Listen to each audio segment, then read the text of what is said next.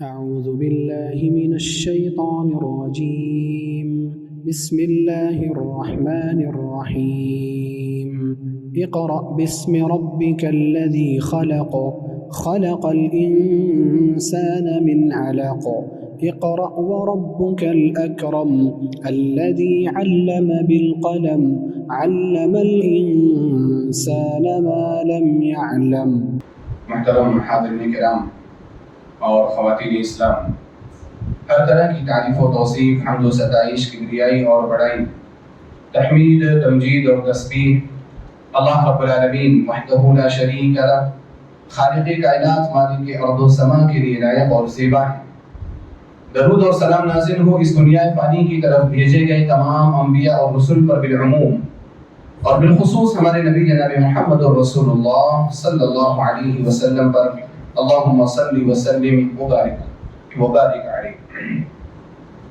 حضرات گرامی، رمضان المبارک کے 2 عشرے گزر چکے ہیں اور وہ بات ہمارے سامنے بالکل حقیقت ہو کر کے ظاہر ہو رہی ہے، جس کا تذکرہ اللہ سبحانہ و تعالیٰ نے ان الفاظ میں کیا کہ ایام معدودات، یہ رمضان المبارک کے جو ایام ہیں یہ گنے چنے ایام ہیں، بہت جلد گزر جانے والے ایام ہیں۔ ہر رمضان میں یہ بات کہی جاتی ہے اور ہر رمضان کے شروع میں حوصلہ افزائی کی جاتی ہے کہ رمضان المبارک اگرچہ ایک مہینے کے طور پر دکھائی دیتا ہے لیکن وہ چند دنوں کے طور پر ہمارے سامنے حقیقت ہو کر کے آتا ہے۔ لہذا اگر کوئی شخص ایک مہینہ سمجھ کر کے اس کو چھوڑ دے تو اس سے زیادہ نادانی کی بات کوئی اور نہیں ہے، کیونکہ یہ مہینہ اتنی جلدی گزر جاتا ہے، عبادات کرتے ہوئے، روزہ رکھتے ہوئے، افطار اور سحری کرتے ہوئے، تراویح پڑھتے ہوئے، کہ ہمیں اور آپ کو اس کا اندازہ نہیں ہوتا۔ اب آپ خود ہی دیکھ لیں، اسی سال آپ دیکھ لیں رمضان المبارک کے مہینے کا 2 عشرہ یعنی 20 دن سے زیادہ گزر چکے، اب آخری عشرہ باقی رہ چکا، صرف آخری عشرہ۔ اب اس آخری عشرے میں بھی ہمیں کتنے دن ملتے ہیں ہمیں نہیں معلوم، ہمیں مکمل آخری عشرے میں 9 دن ملتے ہیں یا 10 دن ملتے ہیں، وہ اللہ سبحانہ و تعالیٰ کو معلوم۔ اب بقیہ ایام میں سے 7 دن، 8 دن یا 9 دن، اس سے زیادہ نہیں، اور یہ ایام بھی بہت جلد گزر جانے والے، کیونکہ یہ آخری عشرہ ہے، طاق راتیں آتی ہیں، جاگ کر عبادت کرنے کی راتیں آتی ہیں، مشغول ہونے کی راتیں، عبادت کرنے کی راتیں اتنی جلدی گزر جاتی ہے کہ اس کا اندازہ نہیں ہوتا۔ یہ آخری عشرہ آ چکا ہے، رمضان المبارک اپنے اختتام پر ہے، لیکن یہ آخری عشرہ ہے اگرچہ، یعنی آخر کے ایام ہے، لیکن بہت اہم ایام، بلکہ پچھلے جو 20 ایام آپ نے گزارے، پچھلا جو 2 عشرہ آپ نے گزارا، ان 2 عشروں سے زیادہ اہم اور زیادہ افضل والا یہ عشرہ۔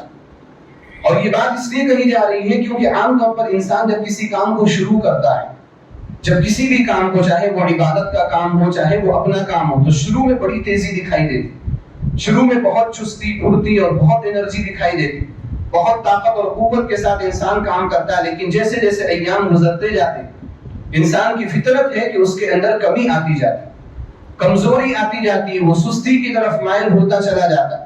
اب اس کی سب سے بڑی مثال تراویح میں ہی آپ دیکھ لیں، جب پہلی تراویح پڑھی جاتی ہے تقریباً جتنی بھی مسجدیں ہیں ساری مساجد بھری ہوئی ہوتی، لیکن جیسے جیسے رمضان المبارک آگے بڑھتا چلا جاتا ہے مسجد میں لوگوں کی تعداد ویسے ویسے کم ہوتی چلی جاتی۔ پہلا دن بہت زیادہ جوش، جذبہ اور اتنی چستی پھرتی کہ انسان اس دن اگر 10 پارہ بھی کوئی پڑھائے تو اس کے پیچھے 10 پارہ بھی پڑھنے کے لیے وہ تیار ہے، لیکن اس کے بعد پھر انسان دھیرے دھیرے مسجدوں سے دور ہوتا چلا جاتا ہے۔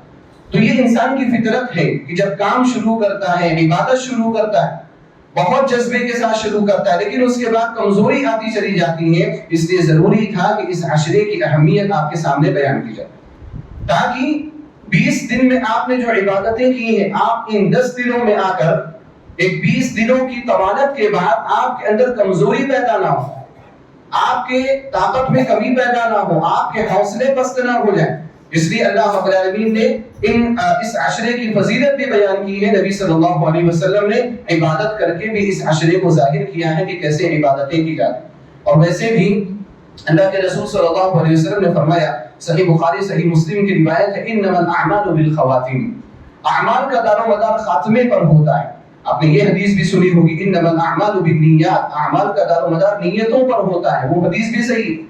اس حدیث کا الگ مفہوم ہے، اور یہ حدیث بھی صحیح ہے، انما الاعمال بالخواتیم، اعمال کا دار و مدار خاتمے پر ہوتا ہے، یعنی آپ آخری زندگی میں کیا عمل کرتے ہیں، آخری وقت میں کتنا عمل کرتے ہیں، وہ اللہ سبحانہ و تعالیٰ کے ہاں زیادہ معتبر ہوتا ہے۔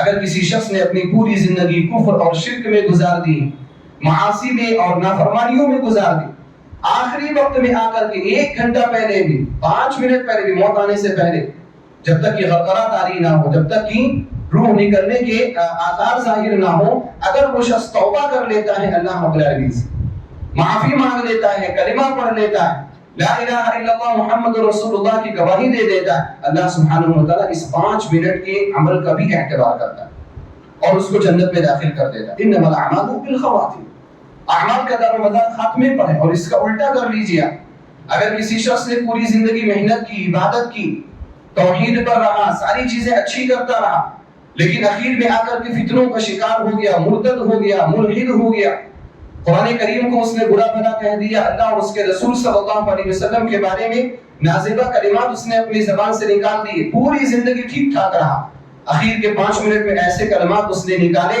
اور اس کی وفات ہو گئی۔ انما الاعمال بالخواتیم کے تحت اللہ سبحانہ و تعالیٰ اس کو جہنم میں داخل کر دے گا۔ اعمال کا دار و مدار خاتمے پر ہے۔ یہ رمضان المبارک کا خاتمہ ہے، یہ رمضان المبارک کا اختتام ہے۔ ہمارا سب سے بہتر عمل، سب سے زیادہ عمل، سب سے زیادہ محنت والا عمل اسی عشرے کے اندر ہونا چاہیے، اور اس لیے بھی ہونا چاہیے کہ یہ عشرہ بڑی فضیلت کا حامل ہے، اور جتنی فضیلتیں اس عشرے کی ہیں بقیہ 2 عشروں کی وہ فضیلتیں نہیں۔ میں نے خطبہ مسنونہ کے بعد پوری سورت آپ کے سامنے تلاوت کی، آپ اس سورت سے واقف ہیں، اس سورت کے مفہوم سے بھی واقف ہیں، لیکن پھر بھی میں حوصلہ افزائی کے لیے، دلوں میں ایمان کو تازہ کرنے کے لیے، دلوں میں اسلام اور اللہ اور اس کے رسول کی محبت کو مضبوط کرنے کے لیے کہ یہ عشرہ کتنی اہمیت کا حامل ہے، اس سورت کی مختصر تفصیل آپ کے سامنے رکھنا چاہوں گا۔ اللہ رب العالمین نے اس آخری عشرے کی فضیلت بیان کرتے ہوئے فرمایا اِنَّا أَنزَلْنَاهُ فِي لَيْلَةِ الْقَدْرِ، ہم نے اس قرآن کریم کو لیلۃ القدر میں نازل کیا۔ قرآن کریم کے نزول کا وقت جو ہے وہ لیلۃ القدر ہے، اور لیلۃ القدر کب ہے؟ یہ رمضان المبارک کے مہینے میں آتا ہے۔ اللہ سبحانہ و تعالیٰ نے فرمایا شہر رمضان الذی انزل فیہ القرآن، رمضان کا مہینہ وہ مہینہ ہے جس میں قرآن کریم کو نازل کیا گیا۔ یہاں پر یہ کہا جا رہا ہے کہ ہم نے اس قرآن کریم کو لیلۃ القدر میں نازل کیا۔ سورہ بقرہ میں یہ کہا جاتا ہے کہ ہم نے اس قرآن کریم کو رمضان کے مہینے میں نازل کیا۔ معلوم یہ ہوتا ہے کہ لیلۃ القدر رمضان کے مہینے میں، اور اپنے یہاں جو مشہور ہے نا کہ لیلۃ القدر یا شب برات وہ 15ویں شعبان ہے، وہ بالکل باطل قول ہے، بے دلیل قول، اس کی کوئی بھی حیثیت نہیں ہے، اس کی کوئی بھی حقیقت نہیں۔ اور افسوس کی بات ہے کہ اتنی اس باطل بات کو اتنے زیادہ زور و شور کے ساتھ پیش کیا گیا، اتنا پھیلایا گیا کہ لوگ 15ویں شعبان کو جتنی اہمیت دیتے ہیں آخری عشرے کو اہمیت دینے کے لیے تیار نہیں ہے۔ 15ویں شعبان مکمل رات جاگ کر کے عبادت کریں گے، قبرستانوں میں جائیں گے، پھول چڑھائیں گے، پتہ نہیں کیا کیا کریں گے، اور اس کے دن میں روزہ رکھیں گے، پوری محنت پوری لگن کے ساتھ۔ لیکن اللہ رب العالمین نے جس عشرے کے بارے میں کہا کہ ہم نے اس عشرے میں قرآن کریم کو نازل کیا ہے، یہ اصل میں لیلہ مبارکہ ہے، یہ اصل میں لیلۃ القدر ہے، یہ اصل میں شب قدر ہے، اس رات کے بارے میں یا اس عشرے کے بارے میں کسی بھی طرح کی کوئی اہمیت ہمارے یہاں ظاہر نہیں ہوتی۔ شیطان نے پلٹ دیا ہے ہماری زندگی کو، جن عبادتوں سے ہمیں فائدہ ہو سکتا ہے شیطان نے اس سے ہماری توجہ کو ہٹا دیا اور ایسی چیزوں کی طرف لگایا ہے جس میں ہمارے فائدے کا ذرہ برابر بھی امکان نہیں ہے، بلکہ اس میں جو شرک اور بدعت کے کام کیے جاتے ہیں ان کاموں کی وجہ سے اندیشہ ہے کہ اللہ سبحانہ و تعالیٰ کے ہاں ایسے لوگ مردود قرار پا سکتے ہیں، ملعون قرار پا سکتے ہیں۔ لہذا آخری عشرے کی اہمیت کو سمجھنا، اللہ نے کیا فرمایا اِنَّا أَنزَلْنَاهُ فِي لَيْلَةِ الْقَدْرِ، ہم نے اس قرآن کریم کو لیلۃ القدر میں نازل کیا ہے، یہی اس رات کی اہمیت کے لیے کافی۔ آپ قدر کی رات کی فضیلت اور اہمیت کو جانتے ہیں، یہی ایک جملہ کہ ہم نے اس قرآن کو لیلۃ القدر میں نازل کیا، یہی ایک جملہ کافی۔ ہمیں بھی اہمیت سمجھ میں آ رہی اس آیت سے، کیوں؟ کیونکہ قرآن کریم کے ہمارے نزدیک اتنی اہمیت نہیں، ہم قرآن کریم کو اس نظر سے نہیں دیکھتے جو قرآن کریم کا مقام ہے۔ حالانکہ یہ قرآن کریم اس کے بارے میں یہ کہا جانا کہ یہ فلاں رات کو نازل ہوئی، یہی اس رات کی اہمیت کے لیے کافی۔ کیوں؟ کیونکہ یہ قرآن کریم ہدایت کی کتاب ہے، یہ قرآن کریم وہ کتاب ہے جو اللہ رب العالمین کی رضامندی کی طرف آپ کو لے کر کے جاتی ہے۔ یہ قرآن کریم وہ کتاب ہے، یہ اللہ کا وہ کلام ہے جس کو حضرت جبریل علیہ السلام لے کر کے، جو کہ سید الملائکہ ہے، اس زمین پر اترے۔ یہ قرآن کریم اللہ کا وہ کلام ہے جس کو اللہ سبحانہ و تعالیٰ نے اپنے آخری نبی جناب محمد رسول اللہ صلی اللہ علیہ وسلم کے دل پر نازل کیا۔ اللہ نے فرمایا وَإِنَّهُ لَتَنزِيلُ رَبِّ الْعَالَمِينَ، یہ رب العالمین کی جانب سے نازل کرتا ہے۔ نزل بِهِ الرُّوحُ الْأَمِينُ، اس کتاب کو لے کر کے روح امین اترے ہیں، حضرت جبریل علیہ السلام اترے ہیں، عَلَىٰ قَلْبِكَ اے محمد صلی اللہ علیہ وسلم، آپ کے دل پر، لِتَكُونَ مِنَ الْمُنذِرِينَ، تاکہ آپ ڈرانے والوں میں سے ہو جائیں، بِلِسَانٍ عَرَبِيٍّ مُبِينٍ، عربی واضح عربی زبان میں اللہ سبحانہ و تعالیٰ نے اس کلام کو نازل کیا۔ اللہ رب العالمین نے خود رمضان کے ساتھ جب جوڑ کر کے اس کا تذکرہ کیا، فرمایا شہر رمضان الذی انزل فیہ القرآن ھدی للناس۔ رمضان کی اہمیت کو جاننا چاہتے ہو؟ رمضان کا مہینہ وہ مہینہ جس میں قرآن نازل کیا گیا، اور قرآن جانتے ہو کیا ہے؟ ھدی للناس، یہ لوگوں کی ہدایت کی کتاب، وبینات من الھدی والفرقان، اور ہدایت کی واضح دلیلیں اس کے اندر موجود ہیں، اس کے اندر فرقان ہے، حق کو اور باطل کو سمجھنے کا معیار اس کلام کے اندر موجود ہے۔ اللہ رب العالمین نے جو کہا نا اِنَّا أَنزَلْنَاهُ فِي لَيْلَةِ الْقَدْرِ، یہی اس رات کی اہمیت کے لیے کہا، لیکن اللہ تعالیٰ نے اور بھی آگے باتیں بتائیں، فرمایا وَمَا أَدْرَاكَ مَا لَيْلَةُ الْقَدْرِ، قرآن تو تم جانتے ہو لیکن لیلۃ القدر کیا ہے تمہیں کیا معلوم؟ وَمَا أَدْرَاكَ مَا لَيْلَةُ الْقَدْرِ، یہ تعجب کا انداز ہے، یہ آپ کی توجہ کو مبذول کرنے کا انداز ہے، آپ کدھر جا رہے ہیں؟ آپ سنو وَمَا أَدْرَاكَ مَا لَيْلَةُ الْقَدْرِ، کیا ہے لیلۃ القدر، آپ کو کیا معلوم؟ اللہ رب العالمین نے خود اس کا جواب دیا سوال کرنے کے بعد، لیلۃ القدر خیر من الف شہر، قدر کی رات جو ہے وہ 1000 مہینوں کی عبادت سے بہتر۔ لیلۃ القدر خیر من الف شہر، قدر کی رات کی عبادت، چھوٹی عبادت ہو، بڑی عبادت ہو، کم عبادت ہو، زیادہ عبادت ہو، اگر آپ نے قدر کی رات کو پا لیا، خیر من الف شہر، آپ کی وہ عبادت 1000 مہینوں کی عبادت سے بہتر ہے۔ اب جب 1000 مہینوں کی بات کہی جاتی ہے، ہم کیلکولیشن کرتے ہیں، 83 سال کچھ مہینے نکالتے ہیں، وہ بھی بعض اہل علم کا قول ہے، لیکن اس سے بہتر قول یہ ہے کہ اللہ سبحانہ و تعالیٰ نے جو 1000 مہینوں کی عبادت سے بہتر قرار دیا ہے، اس سے مراد صرف 83 سال کی عبادتوں سے بہتر نہیں، بلکہ زندگی بھر کی عبادتوں سے بہتر ہے، کیونکہ 1000 کا جو لفظ ہے عرب میں، اس کا استعمال کثرت کے لیے کیا جاتا ہے، زیادتی کے لیے کیا جاتا ہے۔ کسی چیز کی زیادتی کو بتانا ہو تو 1000 چیز سے زیادہ بہتر۔ اپنی زبان میں بھی یہ چیز ہے، اپنی زبان میں ہم بولتے ہیں نا دسیوں، سینکڑوں، ہزاروں لوگ آئے تھے، ہزاروں لوگ مطلب کتنے؟ اب آپ اس کی تعین نہیں کر سکتے، ہزاروں سے مراد کثرت ہے، بہت زیادہ لوگ آئے تھے، لاکھوں لوگ آئے تھے، لاکھوں آپ تعین نہیں کر سکتے اس کی، اگر آپ تعین کرنے جائیں گے تو غلط ہے، لاکھوں مطلب اتنی ہے کہ ہم گن نہیں سکتے۔ اسی طرح سے اللہ رب العالمین نے جو فرمایا نا لیلۃ القدر خیر من الف شہر، 1000 مہینوں کی عبادت سے بہتر ہے، تو 1000 مہینے آپ کی پوری زندگی کی عبادت سے بہتر ہے اگر وہ رات آپ کو مل گئی۔ بعض تفسیری روایت میں آتا ہے اللہ کے رسول صلی اللہ علیہ وسلم نے ایک مرتبہ صحابہ کرام کے سامنے ذکر کیا، پہلے کے لوگوں کی عمریں بہت زیادہ ہوتی تھی، کوئی 100 سال کی عمر پا رہا ہے، کوئی 200 سال کی عمر پا رہا ہے۔ حضرت نوح علیہ السلام تو 950 سال سے دعوت و تبلیغ کرتے رہے، عمر ان کی اس سے بھی زیادہ تھی، کہا جاتا ہے تقریباً 1050 سال حضرت نوح علیہ السلام زندہ رہے۔ پہلے کے لوگوں کی زندگیاں بڑی طویل تھیں، اب اگر اتنی طویل زندگی پانے کے ساتھ ساتھ انہوں نے عبادتیں بھی اللہ رب العالمین کی ہوں گی، تو ظاہر سی بات ہے کہ وہ ہم سے افضل ہو جائیں گے، کیونکہ ہماری زندگیاں کتنی ہیں؟ 60 سے 70 کے درمیان ایوریج جو عمر ہے۔ اللہ کے رسول صلی اللہ علیہ وسلم نے فرمایا اعمار امتی ما بین 60 الى 70 واقلهم من تجاوز ذلك، میری امت کی عمر 60 سے 70 کے درمیان، یہ ایوریج عمر ہے۔ واقلهم من تجاوز ذلك، نبی صلی اللہ علیہ وسلم نے فرمایا بہت کم ایسے لوگ ہوں گے جو اس کو پار کریں گے۔ تو یہ ایوریج عمر ہے ہماری 60 سے 70 کے درمیان۔ پہلے کے لوگ 100 200 300 سال جی رہے، اب اگر انہوں نے اچھی والی زندگی گزاری، نیک بن کر کے انہوں نے زندگی گزاری، ظاہر سی بات ہے کہ انہوں نے اتنی عبادتیں کی ہوں گی کہ ہم ان کی عبادتوں تک نہیں پہنچ سکتے۔ اور پھر اس کے بعد ایک یہ بھی بات آتی ہے کہ یہ امت سب سے افضل امت ہے، تو یہ امت سب سے افضل امت کیسے ہو سکتی؟ حالانکہ اس کو عمر بھی کم دی گئی، پیریڈ بھی کم دیا گیا، مدت بھی کم دی گئی۔ اب عبادتیں اگر یہ کریں گے تو مدت کے کم ہونے کی وجہ سے یہ ان لوگوں کے درجے کو نہیں پہنچ سکتے۔ تو اللہ کے رسول صلی اللہ علیہ وسلم نے ایسے ہی تذکرہ کیا بنی اسرائیل میں سے کسی شخص سے کہا کہ وہ 1000 سال تک عبادت کرتا رہا، یا 1000 مہینے تک وہ عبادت کرتا رہا۔ 1000 مہینے تک وہ عبادت کرتا رہا. کیسے عبادت کرتا رہا؟ دن میں وہ روزے رکھتا تھا اور اگر جہاد کی باری آئی تو جہاد کے لیے بھی نکل جاتا تھا, اور رات بھر قیام کرتا تھا, اللہ رب العالمین کے لیے نماز پڑھتا. دن بھر قیام, دن بھر روزہ رکھنا اور جہاد کرنا, رات بھر قیام کرنا, تھوڑا سا حصہ بیچ میں نکال کر کے وہ آرام کر لیتا تھا, اتنی نیند لے لیتا تھا جو جتنی نیند اس کے لیے کافی. بقیہ پوری عمر, بقیہ پوری زندگی وہ اللہ تعالیٰ کی عبادت میں گزارتا تھا. جب اللہ کے رسول صلی اللہ علیہ وسلم نے یہ بات صحابہ کرام کے سامنے بیان کی تو صحابہ کرام کو تعجب ہوا کہ اللہ کے رسول صلی اللہ علیہ وسلم یہ لوگ جس مقام کو پہنچ گئے ہم اس مقام کو نہیں پہنچ سکتے.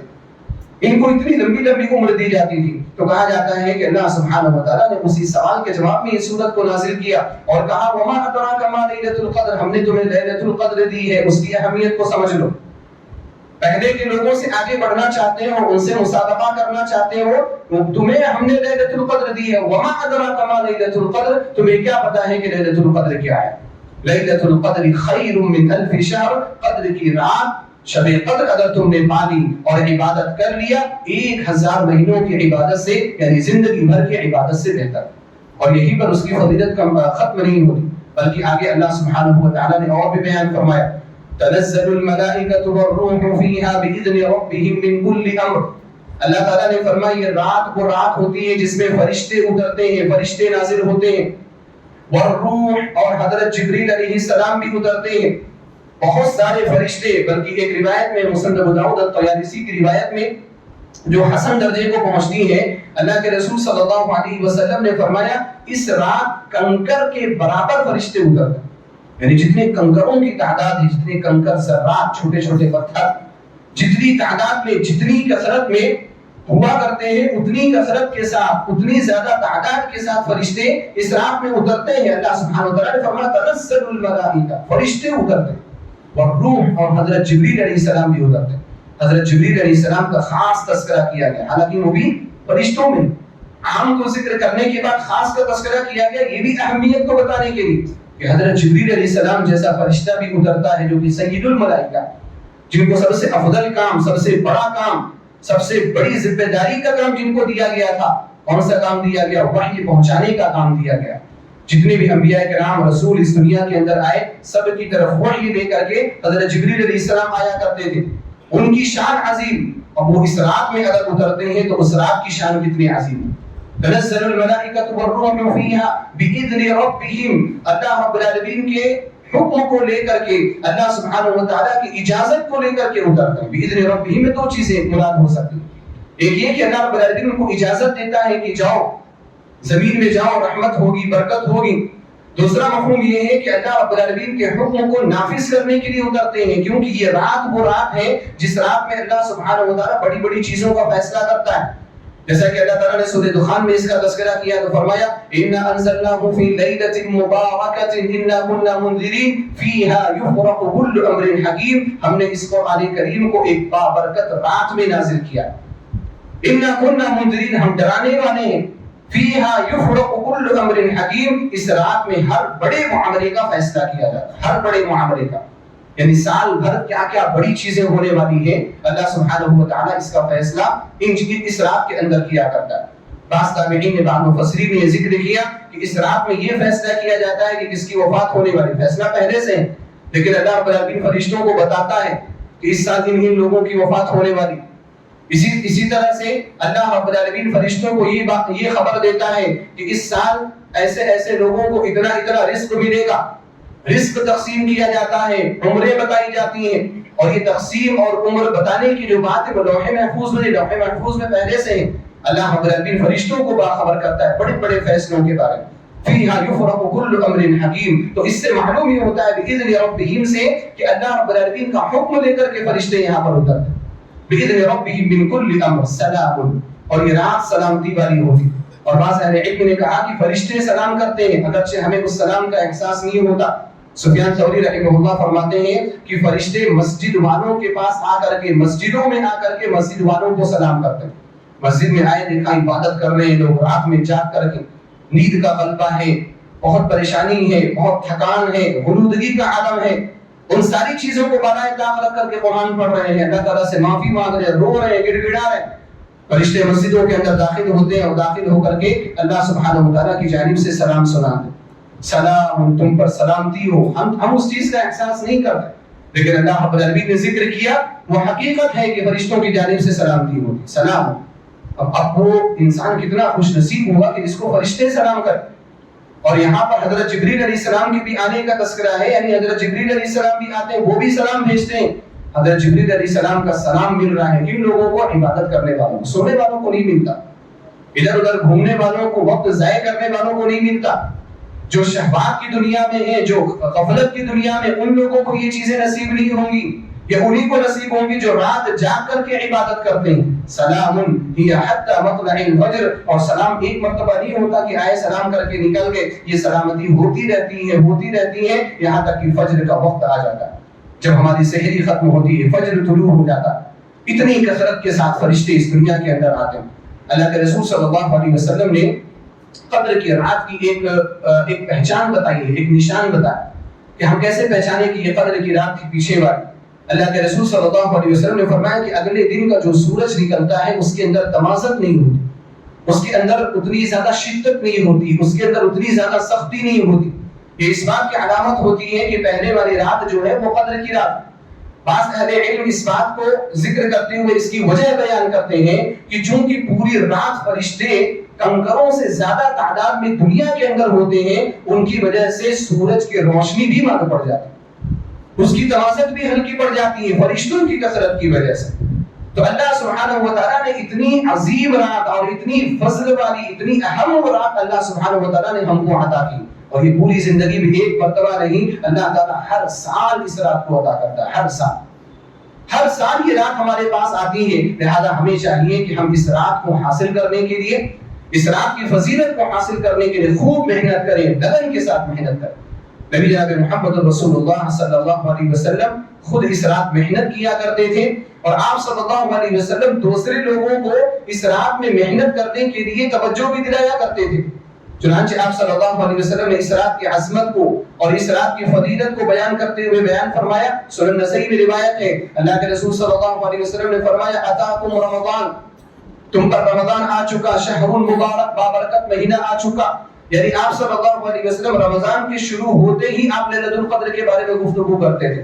حالانکہ لیلۃ القدر بھی 20 دن کے بعد آ رہی ہے، آخری عشرے میں آ رہی ہے، لیکن نبی صلی اللہ علیہ وسلم شروع رمضان میں اس کی اہمیت بتاتے تھے۔ سنن نسائی کی روایت، آپ صلی اللہ علیہ وسلم نے فرمایا، اتاکم رمضان، تم پر رمضان آ چکا، شہر مبارک، یہ بابرکت مہینہ ہے، فرض اللہ عز وجل علیکم صیامہ، اللہ عز وجل نے تم پر اس مہینے کے روزے کو فرض کیا ہے، اور یہ رات ایسی رات ہے کہ جس میں تفتح فیہ ابواب السماء، جس میں آسمان کی یعنی جنت کے دروازے کھول دیے جاتے ہیں، وتغلق فیہ ابواب الجحیم، جس میں جہنم کے دروازوں کو بند کر دیا جاتا ہے، وتغل فیہ مردۃ الشیاطین، اس رات میں سرکش یا اس مہینے میں سرکش شیاطین کو جکڑ دیا جاتا ہے۔ اس کے بعد آپ صلی اللہ علیہ وسلم نے فرمایا، فیہ لیلۃ خیر من الف شہر، اس مہینے میں ایک رات ایسی ہوتی ہے جو 1000 مہینوں کی عبادت سے بہتر ہوتی ہے۔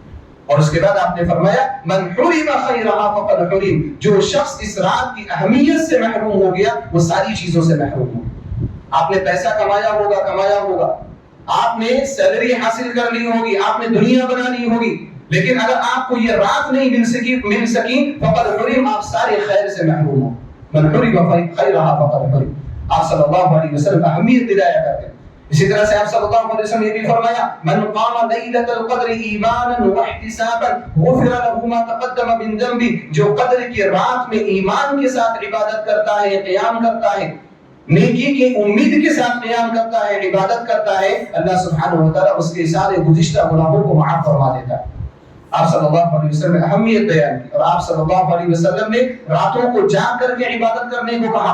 آپ نے فرمایا، تحروا لیلۃ القدر فی الوتر من العشر الاواخر من رمضان، کہ اے لوگوں اگر قدر کی رات کو تلاش کرنا چاہتے ہو تو رمضان کے آخری عشرے کی طاق راتوں میں قدر کی رات کو تلاش کیا کرو۔ نبی صلی اللہ علیہ وسلم کے جو الفاظ میں نے آپ کے سامنے رکھے، یہ بتانے کے لیے کہ کس طرح سے نبی صلی اللہ علیہ وسلم اس عشرے کی اہمیت کو بیان کیا کرتے تھے، اور خود آپ صلی اللہ علیہ وسلم کیا عبادت کرتے تھے، اس کے تعلق سے زیادہ روایتوں تو نہیں آئی، لیکن جو روایتیں آئی ہیں وہ روایتیں آپ صلی اللہ علیہ وسلم کی عبادت اور محنت کو بیان کرنے کے لیے کافی ہیں۔ عائشہ رضی اللہ تعالی عنہا بیان فرماتی ہیں کہ اذا دخل العشر، کہ جب آخری عشرہ داخل ہو جاتا تھا، اللہ کے رسول صلی اللہ علیہ وسلم کی عبادت کیا ہوتی تھی، معاملہ کیا ہوتا تھا، احیا لیلہ، آپ پوری رات جاگ کر کے عبادت کیا کرتے، سوتے نہیں تھے نبی صلی اللہ علیہ وسلم۔ حالانکہ عام راتوں میں پوری رات جاگ کر کے عبادت کرنا اور ہمیشہ اس عمل کو کرنا، اس چیز کو نبی صلی اللہ علیہ وسلم نے پسند نہیں کیا۔ جیسا کہ وہ حدیث آپ نے سنی ہوگی کہ 3 صحابہ کرام نبی صلی اللہ علیہ وسلم کے ازواج مطہرات کے پاس آئے اور آپ صلی اللہ علیہ وسلم کے عمل کے بارے میں پوچھا۔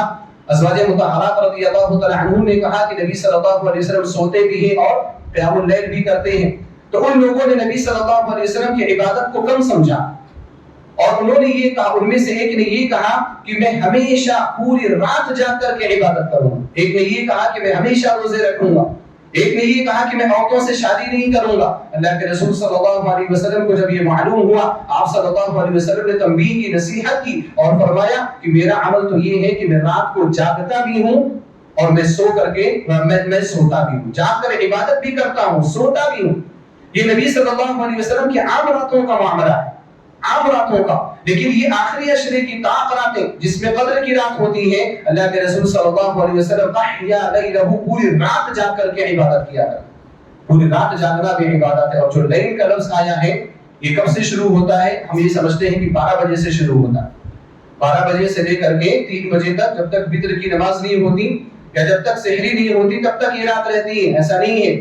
احیا لیلہ، پوری رات جاگ کر کے عبادت کرتے تھے۔ رات میں مغرب کی نماز کے بعد سے لے کر کے طلوع فجر کا وقت داخل، پوری رات جاگنا، پوری رات۔ چلے ٹھیک ہے، پوری رات جاگ کر کے کوئی عبادت کرے، اچھا ہے۔ اگر کسی شخص کو غنودگی کا عالم ہے، تھکان کی وجہ سے اگر وہ بیچ میں 1-8 گھنٹے کی نیند لے لیتا ہے، کوئی حرج کی بات نہیں، لیکن پوری رات سو کر کے گزارنا یا اکثر رات سو کر کے گزارنا یہ چیز اچھی تھی۔ سلف میں سے بعض کے جانب سے یہ بات آئی ہے کہ ان میں سے لوگ مغرب کے بعد اگر ان کو نیند کی ضرورت ہوتی تھی تو مغرب کے بعد عشاء کے درمیان، یعنی عشاء سے پہلے تک وہ 1-آدھے گھنٹے کی نیند لے لیا کرتے تاکہ فریش ہو جائے، اور اس کے بعد عشاء کے بعد پھر قیام اللیل ان کا شروع ہو جاتا تھا۔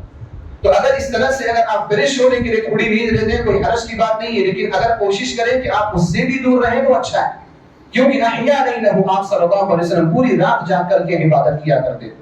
وَأَيْقَظَ أَهْلَهُ، اور آپ صلی اللہ علیہ وسلم اپنے گھر والوں کو بھی جگایا کرتے تھے، بیدار کیا کرتے تھے۔ عام ایام میں یہ بھی آپ صلی اللہ علیہ وسلم کا عمل نہیں تھا کہ آپ اپنے گھر والوں کو جگائیں، لیکن اس آخری عشرے میں طاق راتوں میں لیلۃ القدر تلاش کرنے کے لیے گھر والوں کو بھی جگایا کرتے تھے، کیونکہ جہاں ایک طرف انسان کو اپنے تزکیے کی اور اپنی حفاظت کی ضرورت ہے، اپنے گھر والوں کی بھی حفاظت کی ضرورت ہے۔ اللہ نے فرمایا ایھا الذین آمنوا قوا انفسکم واہلیکم نارا، اے ایمان والو اپنے آپ کو اور اپنے گھر والوں کو بھی جہنم کی آگ سے بچاؤ۔ آپ خود بھی عبادت کریں، اپنے گھر والوں کو بھی جگائیں، آپ اپنی بیوی کو آپ جگائیں، اپنے بچوں کو آپ جگائیں، گھر میں جو بھی ہے اس کو جا کر کے عبادت کرنے پر لگائیں۔ اللہ کے رسول صلی اللہ علیہ وسلم ایقظ اہلہ، اپنے گھر والوں کو بھی جگاتے تھے۔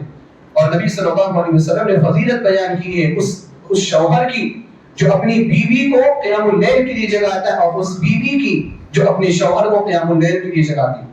آپ صلی اللہ علیہ وسلم نے فرمایا رحم اللہ رجلا، اللہ تعالیٰ اس آدمی پر رحم فرمائے، قام، جو کہ قیام اللیل کرتا ہے، رات کی نماز پڑھتا ہے، وَأَيْقَظَ أَهْلَهُ، اور اپنی بیوی کو بھی جگاتا ہے، فَإِنْ أَبَتْ نَضَحَ فِي وَجْهِهَا الْمَاءَ، اگر اس کی بیوی اٹھنے سے منع کر دیتی، اس کے منہ پر پانی چھڑک کر کے اس کو اٹھاتا ہے، لیکن اس کو اٹھاتا ہے، کہتا ہے کہ میرے ساتھ نماز پڑھ، اللہ رب العالمین اس مرد پر رحم فرمائے۔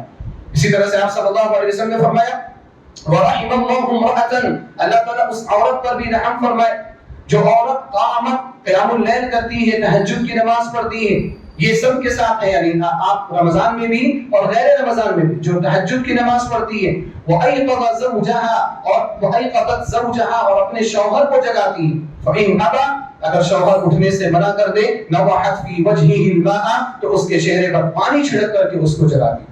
اللہ کے رسول صلی اللہ علیہ وسلم نے دونوں کی فضیلت بیان کی، لہذا وَأَيْقَظَ أَهْلَهُ، اپنے گھر والوں کو جگانا یہ بھی مسنون ہے، یہ بھی مشروع ہے، اور یہ بھی عبادت کے طریقوں میں سے ایک طریقہ ہے۔ وَجَدَّ وَشَدَّ الْمِئْزَرَ، عائشہ رضی اللہ عنہا بیان فرماتی وجدت، آپ محنت کرتے تھے، بہت محنت کرتے تھے، بڑی کوشش کرتے تھے، حتیٰ کہ اس کی تفسیر ایک دوسری روایت میں ہے، صحیح مسلم میں حدیث موجود ہے، عائشہ رضی اللہ تعالی عنہا نے فرمایا کان رسول اللہ صلی اللہ علیہ وسلم یجتہد فی العشر الاواخر ما لا یجتہد فی غیرہ، اللہ کے رسول صلی اللہ علیہ وسلم آخری عشرے میں جتنی محنت کیا کرتے تھے آپ پورے سال کبھی بھی اتنی محنت نہیں کیا کرتے، پورے سال کی بات، ما لا یجتہد فی غیرہ، پورے سال کبھی بھی اتنی محنت نہیں کرتے، محنت کے ساتھ مشقت کے ساتھ عبادت کرتے تھے، وشد المئزر، اور آپ اپنی کمر کو باندھ لیا کرتے تھے۔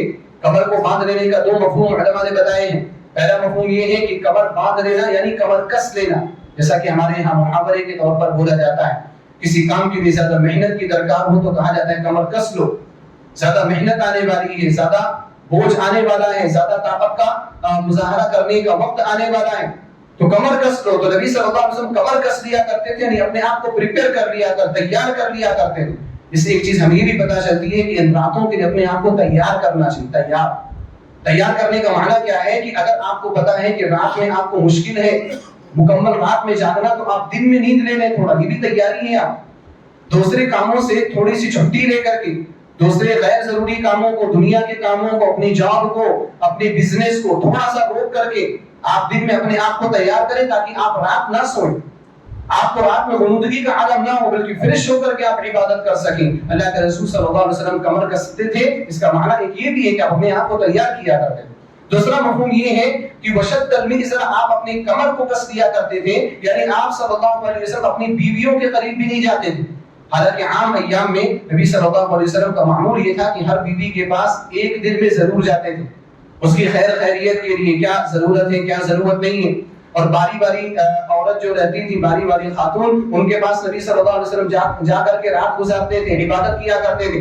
لیکن ان راتوں میں ایسا نہیں ہوتا تھا، ویسے بھی آپ صلی اللہ علیہ وسلم ان راتوں میں اعتکاف کیا کرتے تھے تو مسجد میں رہتے تھے، یعنی عورتوں سے اپنے آپ کو بالکل الگ تھلگ رکھا کرتے تھے۔ وشد المئزر کا ایک مفہوم یہ، تو اللہ کے رسول صلی اللہ علیہ وسلم کا یہ جو عمل بیان کیا گیا بہت تفصیلی تو نہیں ہے لیکن بہت جامع ہے اور مانع ہے کہ نبی صلی اللہ علیہ وسلم کیسے محنت کیا کرتے تھے، کیسے عبادت کیا کرتے تھے۔ محترم حاضرین، ان فضیلتوں کو بیان کرنے کا مقصد یہ ہے کہ ہم آخری عشرے سے گزر رہے ہیں، ایک تا رات ہماری گزر چکی ہے، ہم اگر 10 رات اگر جا کر کے عبادت کریں وہ بھی افضل ہے، لیکن جو قدر کی رات آتی ہے وہ تا راتوں میں آتی ہے، کم سے کم تا راتوں میں تو زیادہ محنت سے عبادت کرنا چاہیے، زیادہ مشقت کرنی چاہیے، اور اس خیر کی طرف بڑھنا، خیر کے کاموں میں سبقت کرنا یہ مومن کا معاملہ ہے۔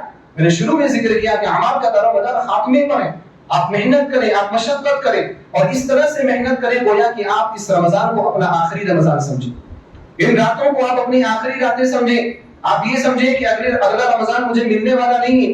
اگر کوئی شخص یہ سمجھ لیا، اس کو قطعی علم ہو جائے وہ کتنی عبادت کرے گا، ہمیں ویسے ہی عبادت کرنی چاہیے، اور شیطان کے جھانسے میں نہ آئے۔ شیطان یہ اپنے ذہن میں بات پیدا کرتا ہے، زندگی بہت بڑی ہے، ابھی تمہاری عمر ہی کتنی ہوئی ہے، تمہیں 100 سال تک جینا ہے، دیکھ لینا کبھی بعد میں چل کر کے عبادت کر لینا، وہ بعد میں آنے والی راتیں کبھی بھی نہیں ہوتی۔ ہمارے درمیان بہت سارے لوگ ایسے تھے جو گزشتہ رمضان میں تھے اور وہ یہی سمجھ رہے تھے کہ ہم اگلے رمضان تک رہیں گے اور رمضان سے فائدہ اٹھائیں گے یا لیلۃ القدر میں ہم محنت کریں گے، لیکن آج وہ ہمارے درمیان نہیں۔ اہل توحید ہے تو اللہ تعالیٰ ان کی مغفرت فرما، آج ہمارے درمیان نہیں، وہ قبر میں جا چکے ہیں، وہ اس دنیا سے جا چکے ہیں۔ لہذا ہم میں سے کون زندہ رہتا ہے، میں زندہ رہتا ہوں، آپ زندہ رہتے ہیں، اسے کوئی گارنٹی نہیں۔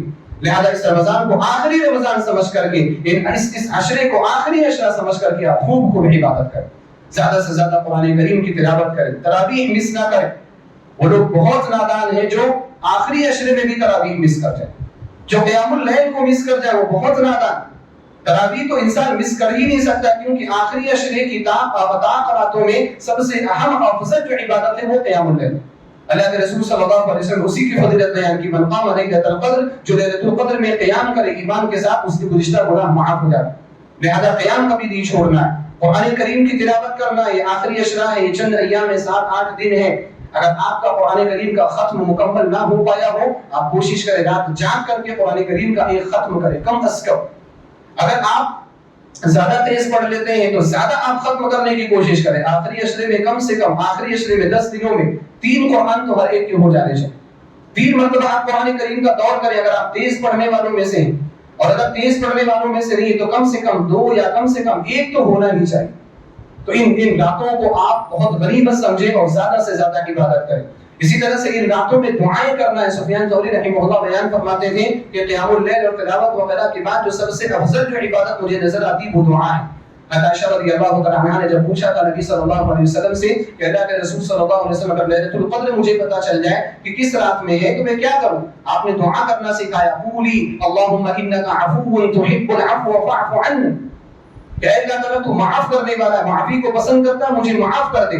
نبی صلی اللہ علیہ وسلم نے دعا کی طرف توجہ دلائی. یہ صرف ایک دعا نہیں, یہ دعا تو پڑھنی ہے, اس کے علاوہ اور بھی دعائیں کرنی ہیں اپنے خیر کے لیے, اپنے تقویٰ کے لیے, اپنے صالح ہونے کے لیے, اپنی دنیا کے لیے. اللہ رب العالمین سے جو مانگنا ہے مانگ, استغفار کرنا ہے, توبہ کرنا ہے.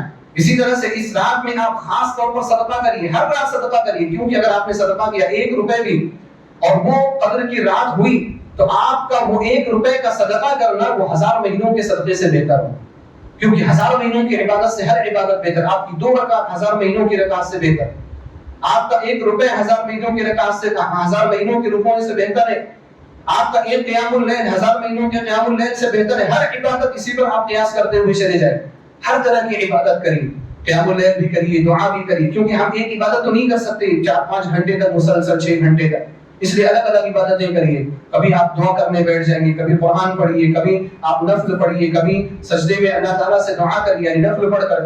اس طرح سے آپ عبادت کریں اور خیر کی طرف آگے بڑھیے. اللہ تعالیٰ نے فرمایا وَسَارِعُوا إِلَىٰ مَغْفِرَةٍ مِّن رَبِّكُمْ وَجَنَّةٍ. اے لوگوں اپنے رب کی مغفرت کی طرف دوڑ لگاؤ, محنت کرو, کوشش کرو, اور اس جنت کی طرف کوشش کرو عرضها السماوات والارض, جس کی چوڑائی آسمانوں اور زمینوں کے برابر ہے. اعدت للمتقین, جو متقیوں کے لیے تیار کی گئی. اللہ رب العالمین سے میں دعا کرتا ہوں کہ الہ العالمین تو ہمیں اس آخری عشرے کی اہمیت کو سمجھنے کی توفیق عطا فرما. الہ العالمین لیلۃ القدر کی اہمیت کو سمجھنے کی توفیق عطا فرما. الہ العالمین تو ہمیں ان خوش نصیبوں میں شامل فرما جو اس سال کی لیلۃ القدر کو پا سکیں. الہ العالمین تو ہماری عبادات کو شرف قبولیت عطا فرما. الہ العالمین تو ہمارے قیام کو قبول فرما, ہمارے صیام یعنی روزوں کو قبول فرما. الہ العالمین ہمیں زیادہ سے زیادہ عبادات کرنے کی توفیق عطا فرما. الہ العالمین اس رمضان المبارک کے مہینے میں ہماری گردنوں کو جہنم سے آزاد فرما, ہم سب کے لیے جنت الفردوس کو لازم فرما دے. الہ العالمین تو ہمارے گناہوں کو معاف فرما, کبیرہ اور صغیرہ ہر قسم کے گناہوں کو معاف فرما. الہ العالمین جو لوگ بیمار ہیں ان کو شفایابی عطا فرما, جو مقروض ہیں ان کے قرض کی ادائیگی میں ان کی مدد فرما, جو پریشان حال ہیں ان کی پریشانیوں کو دور فرما. الہ العالمین جو اس دنیا سے جا چکے ہیں توحید ہیں تو ان کی مغفرت فرما, ان کے قبر کو منور فرما, ان کو جنت الفردوس میں جگہ عطا فرما. الہ العالمین تو ہم سب کو اسلام اور ایمان پر زندہ فرما اور ہمارا خاتمہ لا الہ الا اللہ محمد رسول اللہ پر فرما. آمین. وآخر دعوانا ان الحمد للہ رب العالمین.